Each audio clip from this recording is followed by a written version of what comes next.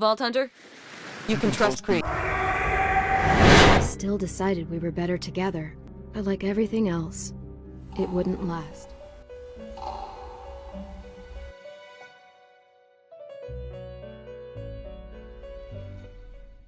There are 6 sirens in the universe, and I used to be one of them.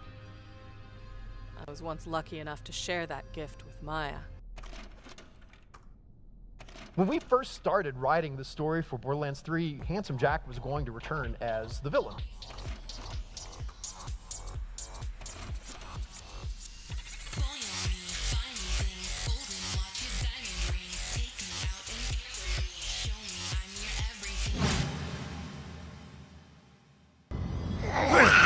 Fellas, I think it's time for me to finally come clean and acknowledge some of the mistakes I've recently made. Each video will be covering every single piece of cut content in each Borderlands game until the release of Tiny Tina's Wonderlands. Yeah, I did not fulfill that promise. It's actually, we're 8 months late now, Jesus Christ. Listen man, the reason why I'm so far behind on the original deadline is because I've been doing my taxes, alright? I just finished, so we're ready to continue the series now though. Actually, wait, how did I kick off the BL2 video again? Honestly, I was gonna have this out much earlier, but Wonderlands happened and then summer arrived, so that's great. Had to wait until it rained so I can finally have some slight relief off the pollen demonizing my body. Yeah, safe to say you can probably expect to see the same sort of shit for the one after this as well. But yeah, nah, I'm sorry, okay? These just take ages, and I mean fucking ages to make, but hey, we're slowly getting there, right? We're slowly but surely getting to the end. I heard apologies go off better when you show a dog in a video. Unfortunately, my landlord, the dickhead, doesn't allow dogs on the property, so I had to settle for the next best thing, and come on, I'll gladly take your currency of sympathy now. You do know if they don't forgive me, I'm not gonna feed you, right? But apart from that, I bet you're sitting there wondering, Crypto, where is the pre-sequel? There isn't gonna be a pre-sequel video. As much as I love that game, don't get me wrong, I love the game to bits, but I don't think they could afford cutting anything, so there's like 2 cut pieces of content that I can think of. One being the whole Luxie Space Adventure DLC, which I already made a video on, and the other being shift coins, which were literally just a different way of opening the golden chest. Yeah, there you go, your pre-sequel video in 5 seconds. Now imagine my ass trying to turn that into a half-an-hour video. Yeah, not happening. And so today, we're gonna be covering Borderlands 3's cut content. As always, if you're new to this series, this is where you watch days of my research get clowned on by some prick in the comments saying stuff like, actually, you didn't cover everything, you missed a piece of idle dialogue. Please don't be that guy. Here we basically cover all the cool and interesting pieces of content which got removed from Borderlands 3 and never saw the light of day. And let me tell you, get your antidepressants ready because some of this is just gonna make you cry from pain, and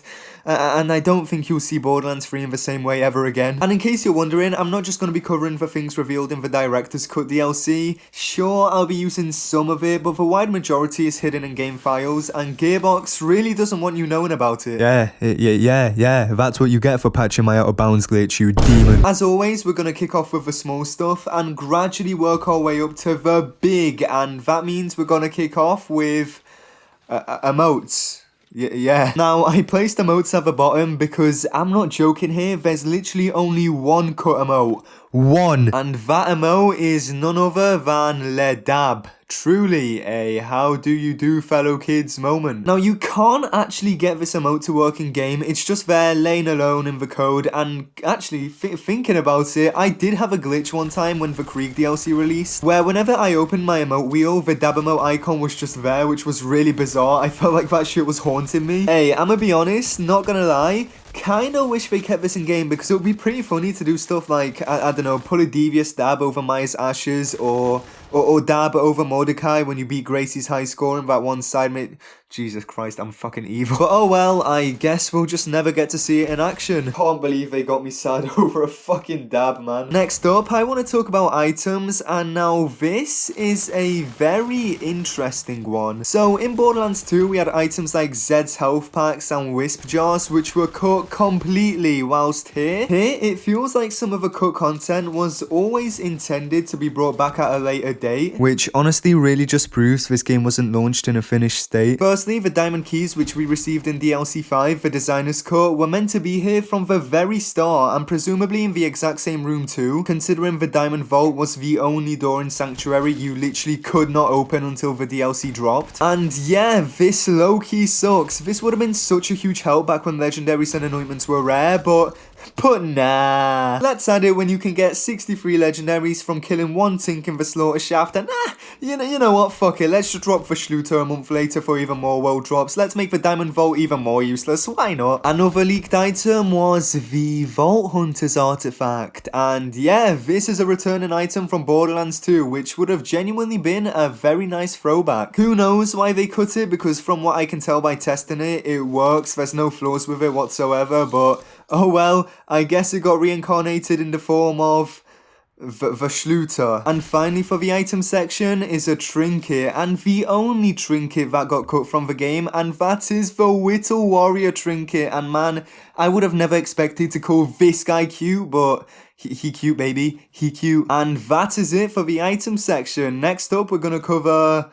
that's a tough decision actually. How about, we'll do anointments. Yeah, fuck it, we'll do anointments. Now, all the anointments that I'm about to list have previously been in the game before but got cut because you'll understand when you hear them. Of course, we had ones like the infamous while airborne and while sliding anointments, which were fun when you were cryoed. Those anointments had buffs such as whilst airborne, crit damage is increased by 25%. Do I look like a phase member? How do you expect me to jump hit headshots and only reward me with 25% more damage? Like, what? While airborne, damage is increased by 30%, fire rate is increased by 20%, and finally, accuracy and handling are increased by 75%. Okay, like, I don't even know what to say about this. I'd usually point and laugh at stupid shit like this, but this is such a negative IQ decision that genuinely makes me wonder if the person who came up with this is mentally insane. Still probably the most sane Gearbox developer now that I think about it. Then you add while sliding, damage is increased by 40%, accuracy and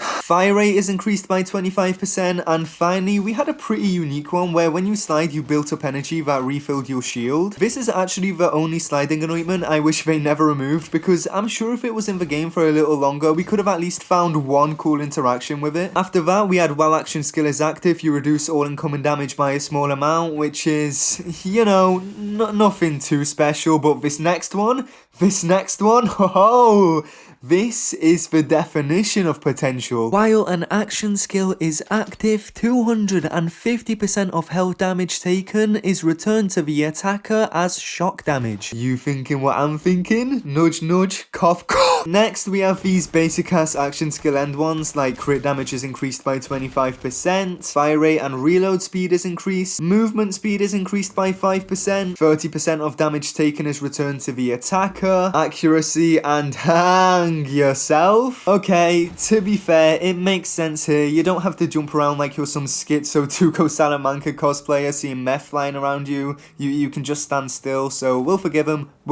Now, these ones here, they're a little bit interesting because they were in the game for a very short amount of time and were honestly some cool and unique gimmicks. First off, we have on action skill end create a cyber spike that damages nearby enemies, and second is on action skill end spawn a healing pool for several seconds, both of which I believe were added with the Cartels event, and whilst I can't think of any interactions with these anointments, I do think they're kinda cool either way. And finally, we have 3 action skill specific ones. After exiting Iron Bear, do not consume ammo for 5 seconds. Gonna be honest, I'm quite surprised they removed this one. I remember this being pretty popular back in the day. God, back in the day. I'm really hitting a midlife crisis here, aren't I? After using Phase Slam, damage reduction and movement speed are increased. And for the very final anointment that was cut from Borderlands 3, we have, after using Phase Grasp, weapon handling and accuracy are increased. Swear to God, these devs think we aim like this. And that is a wrap on anointments. Good news though, if you think any of these pique your interest, you can actually use them right now through the power of save editing. That's right, the modders are blessing the Borderlands community once again. Time for the vehicle section, and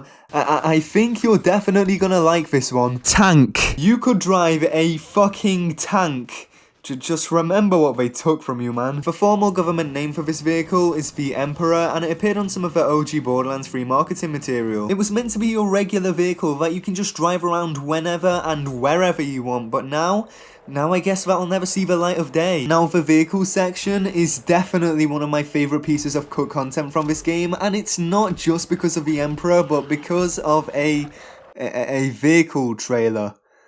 And this looks so much fun! Like, okay, I don't see what purpose this would serve other than just sticking around, and that might ultimately be why they decided to not release it, but man, this game is advertised as a co-op game. Let us have our fun, please. As for vehicle parts, there was quite a lot that was cut. For example, we have propelled bombs, which is not a huge loss for us. These literally just look like normal bandit technical barrels, but reskinned. But something I wish they did keep are these cryo and fire boosters for your cyclones. You can't tell me they don't look badass. Like, if I saw someone like that on the road, I'd probably think they're Ezra Miller. And to conclude vehicle parts, we have this spiky wheel thing on the front of the technical, and god, it just pisses me off that I don't know what these are called. Man, they had them in the first Cars movie when they got chased by the tractors. Yeah, those things. And just like that, the vehicle section comes to an end. Now, on to my personal favourite section of this entire series. It's time to cover UI. So, I personally think Borderlands 3's UI when in normal gameplay is near perfect. Don't even get me started on the inventory though. But some people may prefer the Borderlands 2 look, and that's what one of the original UI styles look like, which is pretty cool. It also had the addition of a circular minimap, which... I swear to god they try this in every game and it never works. The second and final scrapped UI design that we know of is this one, and yeah, I think we can universally agree that... Ew. No. Scrapped UI in a Borderlands game of course means that the inventory originally looked different, and here it is. It looks very... MMO-like? I don't know, I kinda like it, but I prefer the current one, and come to think about it, me complimenting the one we have now means something is definitely wrong. We also had the original Guardian rank system. Honestly, there is literally no difference here except that it was originally called Badass ranks, just like in Borderlands 2, and yeah, that's it. We had the original skill tree design, and bro, this looks like Randy gave them 5 minutes to design some random shit, and that's what they came up with. Ew. No. You know, old UI is usually very good in these games, but with BL3, I'm very glad they made the changes they made. Now we're gonna talk about them goofy AR hallucinations that look creepy as shit. With a real life person randomly popping onto the screen pretending to be both Lilith and Tannis. Let's be honest, none of us like it. Well, originally, Lilith had the same actress she had back in Borderlands 2. Yeah, I don't know, I just think this looks so much better. Like, the new Lilith with that creepy AR smile just gives me Jeff the Killer vibes. Not a huge thing here, but certain characters had different echo portraits. Tyrene here can be seen with her concept art in one scene, and although this has a chance to be a placeholder, it actually looks really fucking good, right? And then the final one that we know of is Claptrap with a bullet in him. When did he get shot? No idea. Okay. Now onto your social tab. Probably the most notable thing is the collection section at the top. If I had to guess what this is, then I'd assume it's where you can see and replay your collected echoes. My guess is that they had a different location at the time. And the other pretty big and surprising thing here is that there is a raid matchmaking section. Now this could be referring to takedowns, and there is a takedown matchmaking section in the actual game now, but think about this. There were no takedowns at launch. So my guess is that there were either raids we've never heard of before, or this could be associated with Hemovorus because that fella was meant to be in the game at launch. And finally in the UI section we have the main menu, and we're going to be talking about the main menu. Yeah, I kinda like how it originally looked. I probably prefer the current one, but I wouldn't be mad at all if this was the version we ended up getting. I like the simplistic look. Oh, there was also a store section there. Yeah, that's it. Moving on. Art style. To kick this section off, I think we should discuss the various cover arts the game almost had before it settled for the masterpiece we have now. There were a good 12 concepts, and honestly, I only like 1 or 2 of them. I certainly don't like this one, but yo, if feet are your thing, then you may feel differently, and I respect that. We had this bright pink one where the psycho is shooting himself, which... cool idea, I guess. There's the female Psycho shooting herself. I think it'd be pretty awesome if we had a different gender on the cover, but the execution is just mid in my opinion. Like, this shit just looks bland, bro. We have this one where the Psycho is shooting himself in the head. Would look okay if this was the first Borderlands game, but otherwise kinda looks generic. Psycho on a wrecking ball? I actually love it. Okay, now this one is hot. I do like. Nah. What is this even meant to be? A Psycho having withdrawals. I guess it looks cool. What? I like it? I don't know. And finally, no. Cool concept, but bad execution. And those are the covers out of the way. Which one is your favorite? I'll be honest, I'm happy they stuck with the original one we have now. And after covering OG cover art designs, it's only right that we cover OG Vault Hunter designs, and some of these are pretty dope. For example, I love how Zane originally looked in this concept. It gave him some rich Hyperion Corporation vibes, and I think they should have gone along with this. Like, they nailed it here. There's also the design here on the left, which, place this guy as a normal enemy in Lynchwood, and I wouldn't think there's anything special about him. He just doesn't stand out. He also had this design, which made him look like an emo biker Leon Kennedy from Resident Evil, and I kind of fucks with it. And the final designs for Zane were these. Most noticeable thing from them to me is that he's holding two weapons in almost each design, which makes me think Zane could have originally had a gunzerking ability.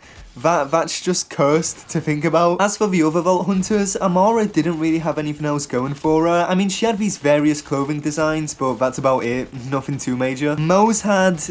Ew, no, current Moses Bay, you can't top that shit. Motherfuckers really turned her into Aurelia, huh? But I think these look nice. I like the mechanic vibes they're giving off. And finally, we have Flack. Homie was originally a furry, and this is definitely the only furry I think looks good. Like, I'm definitely a fan of these designs. He was also planned to be a human before getting his robotic form. I have no thoughts on this. Head empty. And to end it off, we have his robot design, which we all know and love. And as you can see on the left, his designer's cut DLC body is here. Kinda glad they made it a reality. It looks cool. Now do the same for the Zane skin, please. Thank you. And that is concept art wrapped up. Time to talk about the huge deal within the art section, and that is the game's original engine. Now, this isn't as huge as Borderlands 1's art style change, but if you didn't know, the game originally ran on the same engine Borderlands 2 is on. They kept it like this for the entire first year of development, which ultimately led the game to be released at a later date than planned. Now, I believe what you're looking at on screen right now is footage from the original engine, and I think that because look how ugly everything else looks in comparison to what we have now with Unreal Engine 4. Like, the change is huge. Like, just take a look at Athena's. It's not just ugly, but it feels so much more claustrophobic and small. I don't like it. But yeah, I couldn't be more happy that they made the switch. Borderlands 3 is one of the prettiest games I have ever played, and the delay was 100% worth it. Art section over. Time to cover enemies. We're gonna start off big with the enemies, and the first will be a cut raid boss, and no, it is not Hemovorus, even though Hemovorus is a cut raid boss, so bam, that's them covered. Now, unless you were on Twitter at the time this was discovered, I don't think you'll know about this at all, so I'd say like 1% of you actually know about this fella, and this fella's name is, oh, drumroll please, Shadows the Invincible, and he's basically Katagawa Ball but on used cum needles. Now, the reason why we never saw Shadows is because he was the original Maliwan takedown raid boss, and that was up until he got replaced by Wotan. I kinda wish there was a randomized run feature where you could randomly alternate between these two raid bosses each run, as this guy seems pretty awesome. And whilst we're on the topic of Maliwan, we might as well talk about the spawn anchors. There isn't too much to talk about. They're anchors that spawn enemies. Yeah. Honestly though, seems like a fun challenge. Destroy the anchors or more enemies spawn. I love that. It seems like an actual fun mayhem mechanic. Ratch originally had more variants such as Lava Ratch, Ratchlings, a Bertha, and a Ratch Hive, which just looks terrifying, man. And to end this weird Ratch family tree, we have Tinks on a Ratch.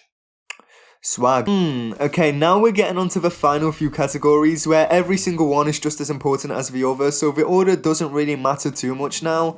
We'll go with maps. Now, originally, Promethea was covered with Handsome Jack statues. Why? Well, you'll find out when we get to the story section. It'll make more sense there. Also, is it just me, or did Promethea originally look more futuristic? I don't know why. It's all the highways that give me that feel, but maybe I'm just going insane. Okay, I think the Handsome Jackpot was one of the best looking DLCs we've ever had, with some amazing locations to explore, but what if I told you it seemed like there was more planned? What you're looking at on screen now is an area called the Death Star, which shows some more locations we were going to visit. One being Pirate City, which we do have concept art for, and the other being Pharaoh Retreat, which you'll just have to use your imagination for. These both seem really nice. I don't know how this motherfucker Jack fits all of this into one casino, but aight man, we'll just roll with it. I know a ton of people hate Sanctuary 3 and Borderlands 3. Some think it's too claustrophobic, others think it's just a complicated mess. Well, originally it had a completely different layout. Now this was very early in development, so I highly doubt it made it far, but from what we can see, it definitely does seem a lot more organized. I personally don't mind Sanctuary 3, like I got used to it, but I do see how this could be more appealing to others.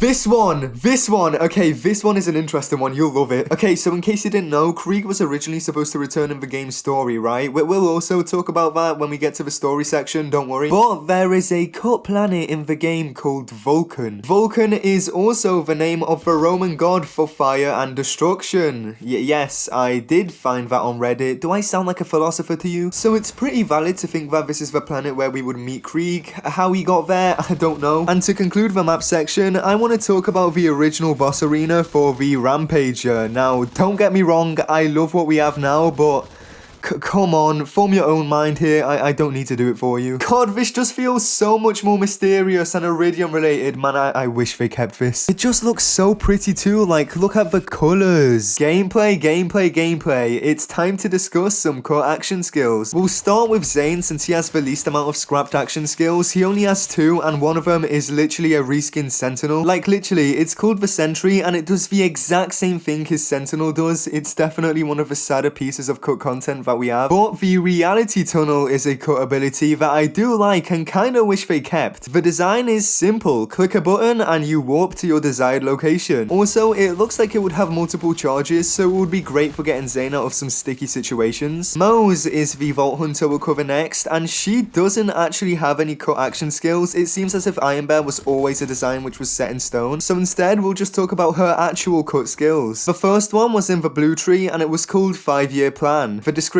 states, and I quote, "The longer Moze goes without reloading, the more damage grenades deal." Sounds fun, would definitely be busted when paired with skills such as redistribution and some for the road. The next skill is boom, which simply increased grenade damage and splash radius. Basically just Tor cross promotion but exclusive to nades. It's crazy how basically with all of these grenade skills there's a possibility that they wouldn't have been fucking useless for a whole year. Moving on to the red tree, we have an augment named Slagrosif Flyro what? Basically what this did is every 3 hits, a percentage of your existing damage would be added onto your attacks as random elemental damage. In the red tree, we also had Vulcan of Warpass, which yes, is in the game now, but it worked differently at first. Originally, if you were at full shields, you gained a higher action skill cooldown rate, and yeah, that's it. Nothing too special, but it's a low tier skill, what you expect. And that is it for Moze. Now we're gonna cover Amara, and god, she has so much, it's ridiculous, so we're gonna try zoom through this. First up, she had an action skill called Phase Dash, where as the name suggests, Amara dashes into her enemies and knocks them up into the air, dealing damage. Now on paper, this sounds cool, but I'm actually glad it got scrapped, and that's because Blitz exists. You can match this action skill with different augments, which is pretty cool, but one scrapped augment which stands out to me is called Multi, where after killing one enemy with the action skill, Amara will dash to even more nearby enemies. And I'll admit, okay, as useless as I think this action skill would be, it does look pretty fucking cool. Her second action skill we'll be talking about is Phase Blast, and it basically creates a beam that can be controlled to deal damage. Judging by the fact that Amara waves her hands around like mad here, I assume this beam would scale off of melee damage, and yo, this low-key looks like some anime shit, bro. Phase Blast, more like, ayo girl, let me blast on your face. But you know what looks more anime than Phase Blast? Reworked Phase Blast, baby. This went from a beam to a literal Fatal Rasengan, and wow, what? We also have Phase Link, literally just ties that bind from eBay. It reuses the same hand animation and everything, like, no. There was Phase Melt, which felt like Moze's security bear as an action skill, just overall feels kinda lackluster. Phase Web is mid. Now Amara was also shown off with combos, which... holy shit, oh my god. The Siren can string together her action skills to perform powerful combos. With just the action skill button, she can perform up to 3 action skills. The player chooses which action skill to perform at which point of the combo. Why did they remove this? It sounds so cool, man. Now yeah, sure, it does look awkward at some points, okay, I will admit that much, but what do you expect, man? This is so early in development, it's a given. I'm sure they definitely would have fleshed out more if it made the final cut of the game. And now it's time for the final Vault Hunter, Flak. And oh my god, if you thought Amara's action skills were awesome, wait until you hear this. Flak had...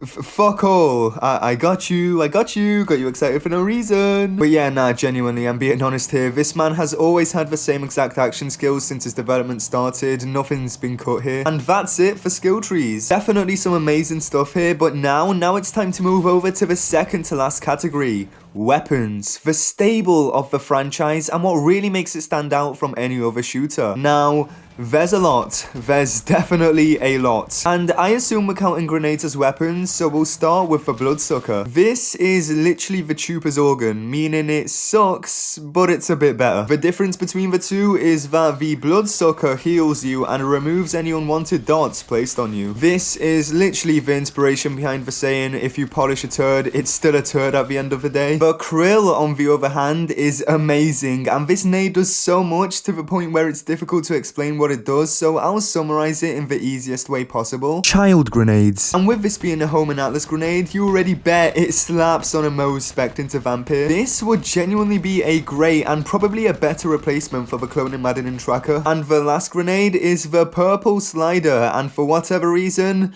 this absolutely bangs. The slider is a purple grenade, and I would describe it as a Lightspeed X fastball. Basically, whenever you hit an enemy with this grenade, it ricochets to other nearby enemies, and if this was in the game, I'd say it'd be like a top 3 grenades for damage. Really wish they kept this in. And that's grenades over. It's gun time, and what better way to start than letting you know that SNS munitions were originally back.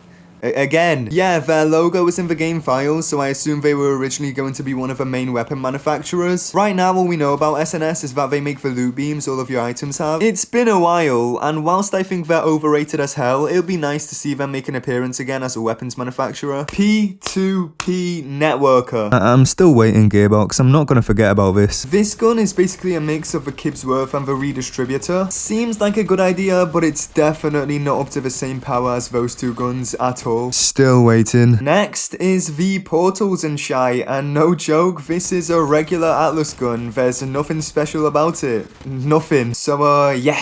Moving on. We had the Ice Age, which is literally just the Nukem but cryo and with a bigger splash radius. One thing I'll say about this, good luck not getting yourself killed. There was the Bite Size, which seems to have been the popular cult weapon. As you can tell by the design, it's literally the Duke.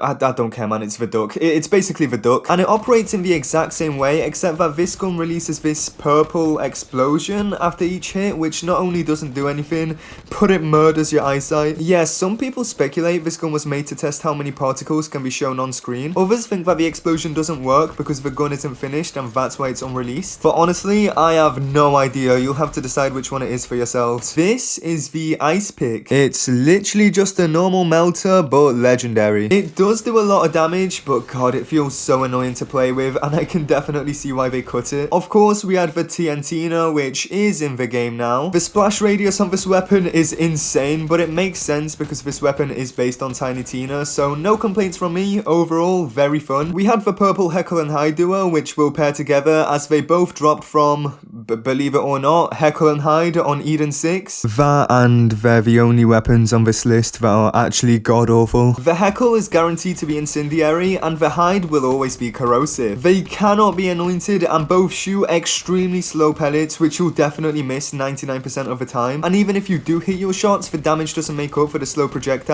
so yeah, these guns just aren't fun to use at all, and they don't need to exist at all. And to end off the weapon section, we have the Pixie Dream gun. Now, you know how when you use the crit, sometimes it can fall out of your hands upon a reload? Now imagine that, but even worse. This motherfucker runs away from you and you have to kill him to pick him back up. But as annoying as it can be, I actually like this. Obviously, it wouldn't be good for like serious endgame builds and whatnot, but early on in a playthrough, it'd be fun to mess around with, especially considering that despite the gimmick, it is a very strong weapon. And now, the final section. It is story time. But first, an ad. This video is sponsored by my own Discord server, just like in the Borderlands 2 video. Yeah, let's be honest, if you made it this far into the video and we're like, what, half an hour in, then you're either in love with me or you're in love with Borderlands. Or both. Which, in that case, why not join the server where everyone just vibes, talks about Borderlands, or hangs out together? Like, just look how polite these people are, why wouldn't you want to hang out with them? Link to the server will be in the description and in the pinned comment down below. Hope to see you there. Ad over. Time for the story. Firstly, as mentioned earlier, let's talk about why Handsome Jack was all over Promethea. It's because he originally made a return and was meant to be the main villain. Here, have a listen. I mean, it's everything. He's right in your face. He's really funny. He's really engaging. And he really does some things to mess up your world as you get invested in it.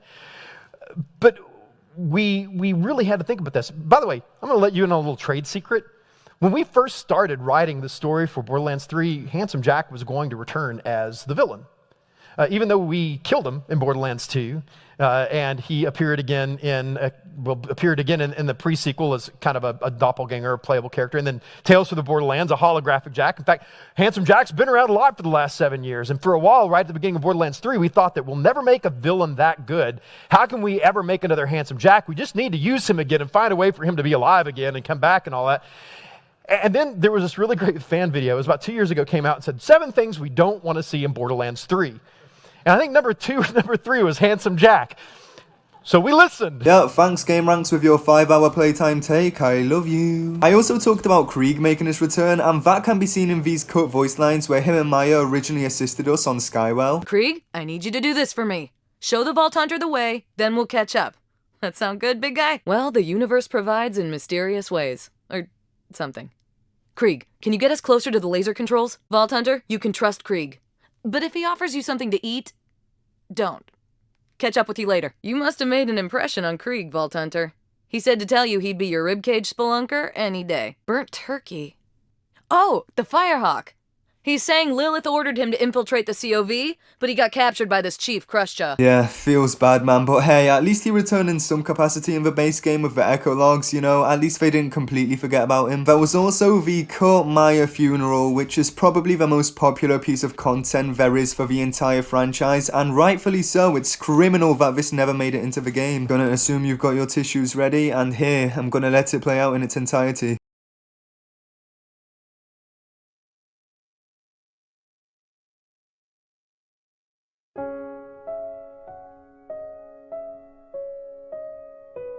Vault Hunter, you're back. Why didn't you report on the EchoNet? Where's Maya? She's gone. Gone where? Athena's?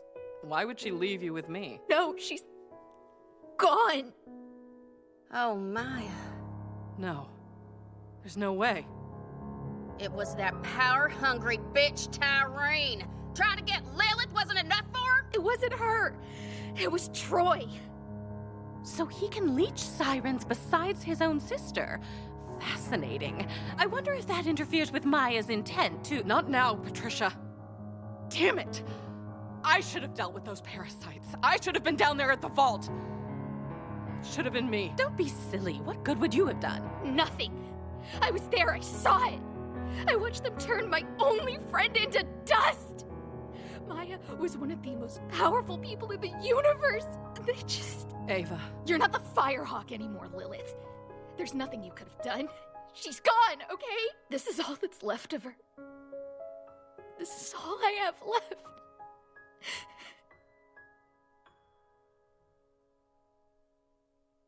Everyone back to your stations. Prep the ship. We're going back to Athena's.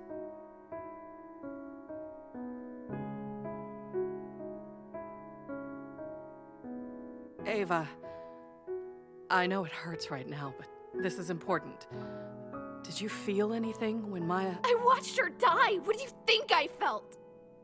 That's not what I meant, but... If you need to talk. I don't need anything, okay? I've lost people before. I had nothing before Maya found me, now I have nothing again. Hermes is all the family I need.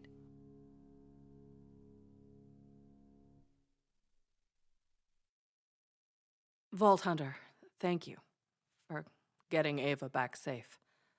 Maybe you should go talk to her?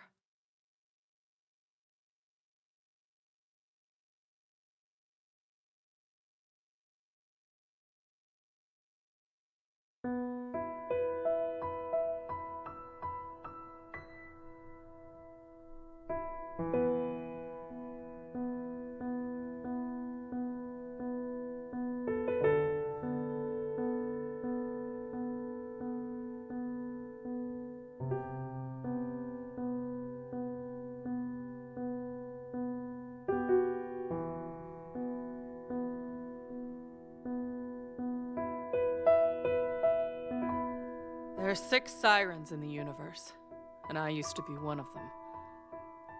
I was once lucky enough to share that gift with Maya.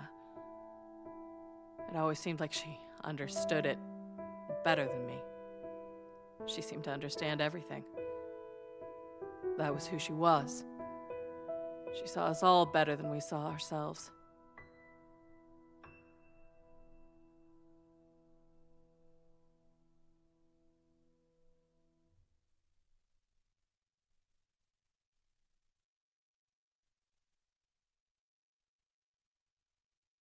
Goodbye, Maya.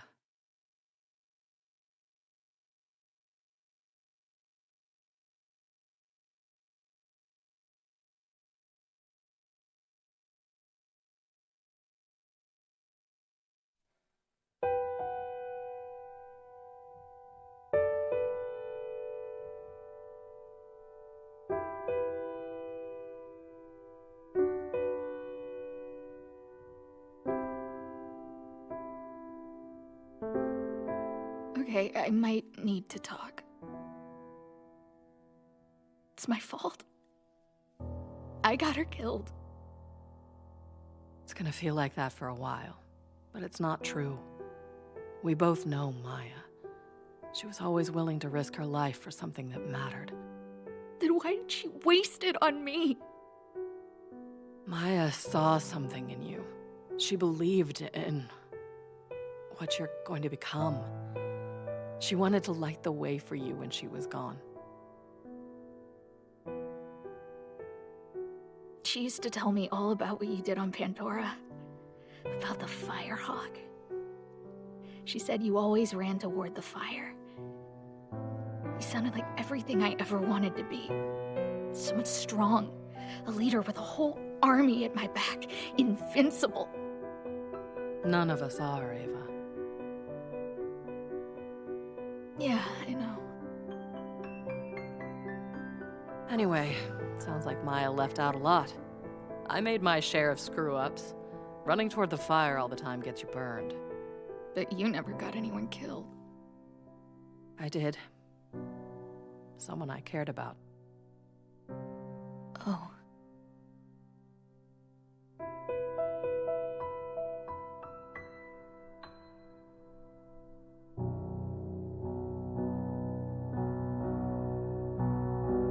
We're going to Eden 6. Whatever Maya saw, I believe in it too.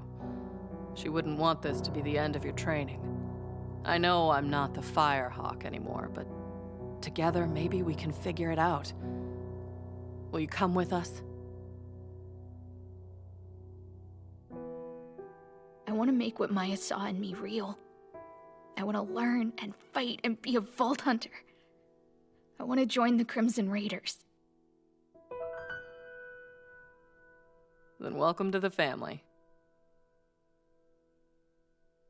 I just don't understand why you would cut something like this. Sad cutscene, and sad that they cut it, and I really wish that instead of them showing us the storyboard footage, they actually added this in-game with the director's cut DLC. Next up, we have this cut intro, which is just insane, holy fucking shit. We fight a vault boss first thing, and the first boss was the Ruiner. Very cool, but I imagine it would be too fast-paced and insane for an introduction to the game. Believe it or not, Scooter actually laid pipe and had a child.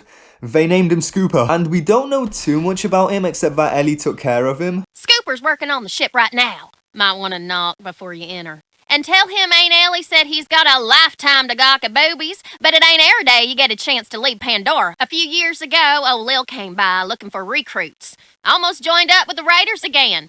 Then fate dropped that stargazing nephew of mine at my door. I knew I had to raise Scooper as my own. From what I've seen, people are very 50-50 on this whole thing. It'd be cool to have another relative of Scooter in the franchise, yeah, and I assume the interactions between him and Ava would be great, but at the same time, who the fuck did this man pipe and why did he never mention it? It's Scooter, he should be flexing this shit. I mean, come on, one of the last times we saw Scooter flirt with a female, he made her kill herself, so it doesn't really make too much sense, boss man. One of the most intriguing things here to me is that I know a lot of us got excited when we saw Aurelia, Hammerlock and Wainwright together in the BL3 trailer, when in the actual game, it wasn't like that at all, it was the complete opposite. I feel like they were teamed up in the original game. Yeah, there's dialogue in the game files suggesting that Wainwright wanted to give ownership of Jacobs to Aurelia, out of all people, until she betrayed them, leading them to set her on fire. Now that we know for sure that Harpy Aurelia is in the league with the Calypsos, I can no longer allow the reins of the Jacobs Corporation to remain in her hands. I think it's high time for a change in leadership. Nevertheless, we're gonna use that bonfire to set that Ice Harpy Aurelia on fire. Now this, to me, is the coolest, biggest, and saddest piece of cut content in Borderlands 3, and it's Troy's arc past the Great Vault. What you're about to hear is his reaction after the Great Vault once he leeches too much power off of Tyreen and ends up killing her. Tyreen, no! Cut the feed now!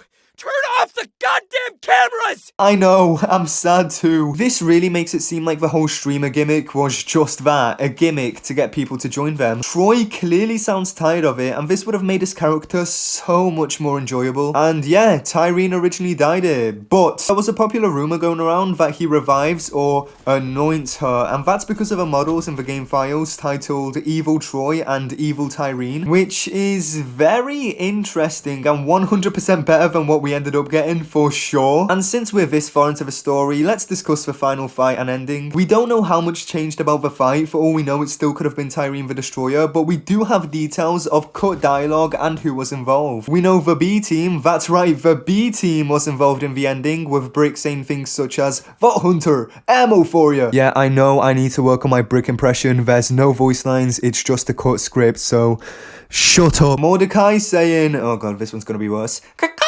and Tina saying, "Vaulty vault, shoot the bombs, shoot the adorable bombs." We ain't making it out of the hood, man. And then once you entered the vault after beating the boss, the Overseer, yeah, the Proving Grounds guy himself comes out of nowhere and says, "Redemption at last. But one sacrifice remains." Obviously referring to Lilith kamikazeing into Elpis. And yeah, that's it. Nothing seems too different, but just seeing these characters more involved, especially the Overseer within the story, is a huge W and a big L to Gearbox for removing it. Next up is the Second Stars DLC, or as I like to call it, the presumable alleged Safford DLC. I'm gonna let the existing dialogue play out in its entirety, so here, enjoy. The Second Stars are either genius scam artists or insane idiots.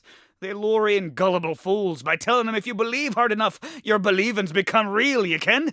Ever since the Second Star gang took control of the cavern, I've told Cal to stay around the dry dock for safety. I can't be watching him all day. My punch slinging is all that keeps us with a roof over our heads. It's my lad Cal. He's run off. You must find him for me. I'd go myself, but my patrons always require new concoctions to salve their woes. Cal's the daydreaming type, always tinkering with gears and gadgets. Brilliant boy. Trouble is, he's gullible. Tell him there's soda pop at the bottom of a well and he'll jump before you say what flavour. Not surprised Cal swallowed that gang's elixir of lies. Boy's got a whole universe of imaginings in his head. You've got to get him out of there. He's the one with the brass hook on his hand. It is as I feared.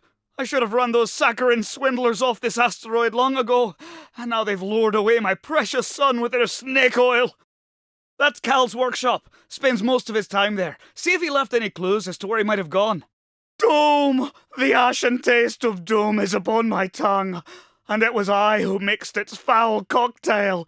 Will you help me, wandering stranger? The Second Stars have been running their recruitment at the old doll silo by the docks. Those corporate bunkers are nearly impenetrable. You'll have to convince them you want to join up. Here, this should get you in. I kicked them all out after they settled their tabs with this bogus cash. They looked at me like I was the crazy one. They believed it was real money. Use that as an entry fee, and they'll think it's a mountain of cash. What's that? You ain't gonna bark in my ear every half minute. Say it ain't so. Clap, clap, new kid.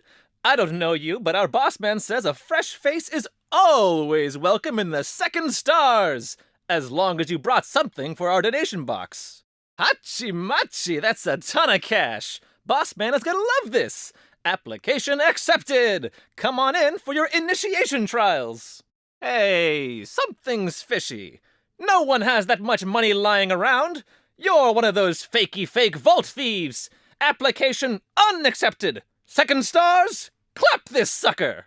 Think you're so clappin' badass, don't you? You want to get to me, you gotta go through imagination trials. Our boss man is a real vault hunter, and he designed it himself. No way a fakey fake claphead like you can make it through. Ha! See? You're just another clap-for-brains vault thief trying to play with the big kids.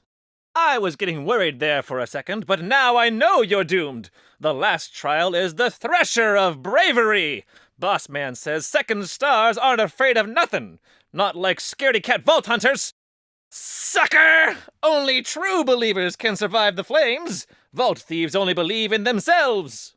Hey, get out of there! Only our boss man and the mechanic go down there. Cheater! Hey! You can't use that! We only flip that for real initiates! Cheat! You're a clappin' cheater! Don't you dare pull that switch, cheater! Boss man says that's for believers! Real believers! Stop it! You're not believing, you're just cheating! You'll never be a Second Star like us! You'll never be one of us! Not gonna lie, this boss man vault hunter from the Imagination Trials who resists fire sounds like Krieg. Ain't no way they cut my man from the game again. But honestly, sounds like a fun DLC. I like the idea of going through a bunch of trials, and I'm surprised they cut it considering so much voice acting was done already. And yes, that is it. What a long ass video. Thank you all for sticking around to the end if you made it here. High chance you're now depressed, and that makes two of us. Not gonna keep you around here any longer. You've already been here for however long this video is, over 40 minutes, so I'm just gonna say you should totally like the video and subscribe if you enjoyed. I make content all things Borderlands, so it's definitely worth sticking around. And the next cut content video, which should be Tales, will hopefully drop soon. That is the game with the most cut content, by the way. It's not dropping soon. I hope you all have a great rest of your day, and man, I need sleep. Stay classy. Peace.